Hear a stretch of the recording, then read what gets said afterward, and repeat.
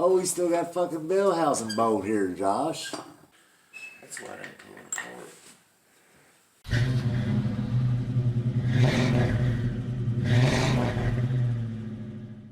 So we're taking out the engine and transmission both.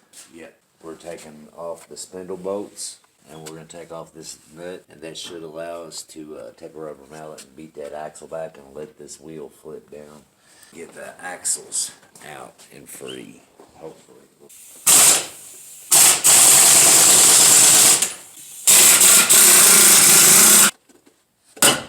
There we go. Here's right.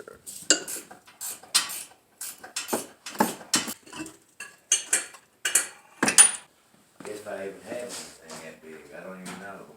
Oh, this is an 1 1/8 ain't gonna do it. Oh, 27mm ain't gonna do it. That's it, but can I get in there to get it? I can't. So what do we do here?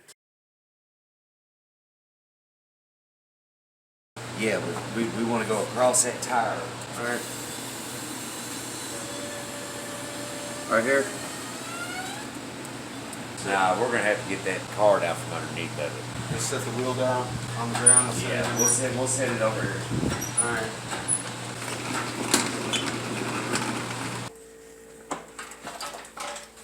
That looks like it's pretty sturdy. Did you see it? Huh? Yeah. Hello, hello, hello. This is Lewboski. I'm just kind of showing you all the engine that we took out. Sorry I didn't give any descriptions here in the dismount. We had a lot of issues, such as these bad boys right here. I am not a mechanic, nor do I have an opinion of a mechanic.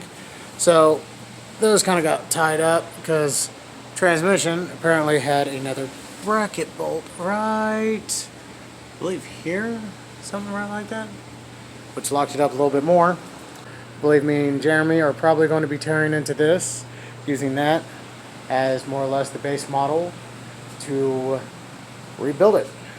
I have no mechanical knowledge whatsoever, so if you hear him saying certain comments, don't worry. I'm just an absolute moron when it comes to cars. I keep calling that Impala.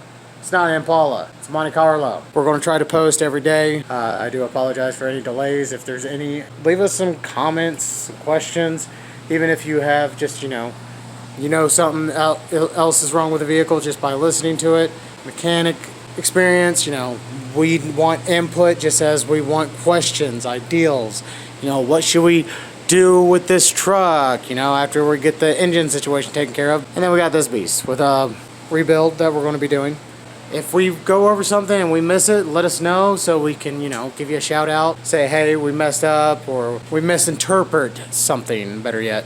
This is going to be a fun time, and hopefully it'll all go well. More to come. We might even do a live tear down one of these days if I can talk Jeremy into it. Jeremy says I'm the garage manager and I'm doing a terrible job, you guys. Getting ready to rebuild the 3.9 to go back into Monte.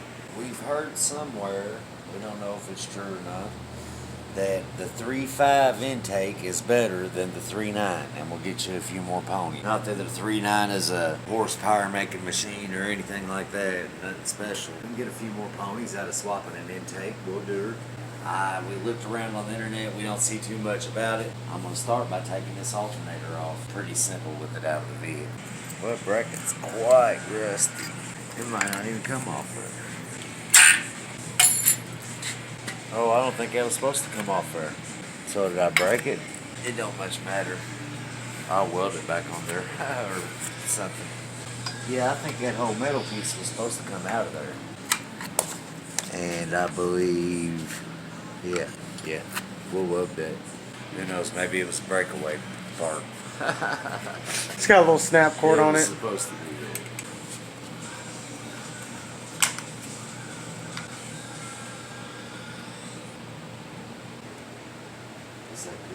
Dig out a little socket.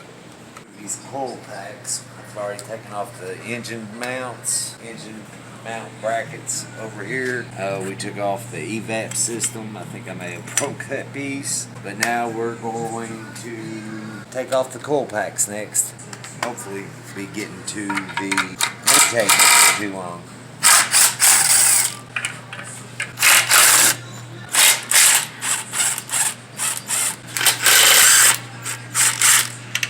Yeah, that's where each spark plug number goes to. So there's coil pack. Oh, whoa! That kind of left a mark. I reckon I can put the bolts back so I don't lose them.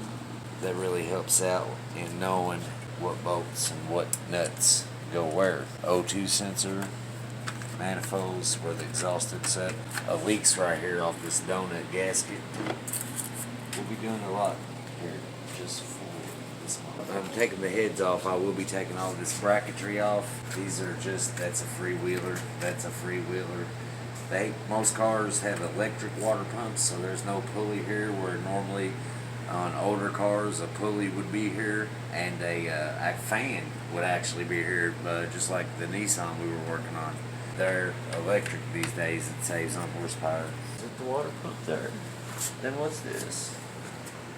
I think that might be timing chain. We'll have to look this up. We'll probably have to edit that out. We'll look like a fucking dumbass. You know? Yeah. I thought it was the water pump. Maybe it is. Maybe both of them are. I don't know. We'll find out. I'm gonna move on to this little dude right here. I'm assuming that's probably got something to do with fuel injection. You guys remember where that is. So now I'm going after upper intake manifold bolts. And really you should do the outside ones first. And then a bracket mount for the alternator. That hole that the alternator bolt goes through the alternator and threads into. So this is just actually a little bracket that lives here. A happy little bracket. He's probably got a little family in there. Taking these intake bolts off, I'll do it just like any other ones. I would start at the outside and work my way in, just like a head bolt or any other bolt for that matter. I try. I don't know if that's correct or not, but that's the way we do it. Of course, we got some other kind of little bracket here, but it still won't come off. So there's probably some more around here somewhere. Oh, I missed one over here. And that one right there could be holding it. Oh, this one over here too.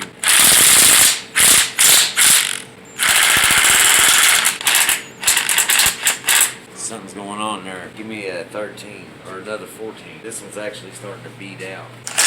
Let's do a 13. How about that?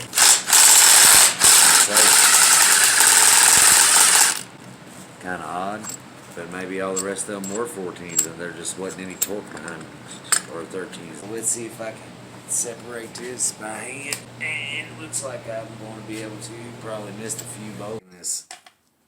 Let's bolt out here. Notice all the bolts come, when they come out, a little plastic grommet or whatever.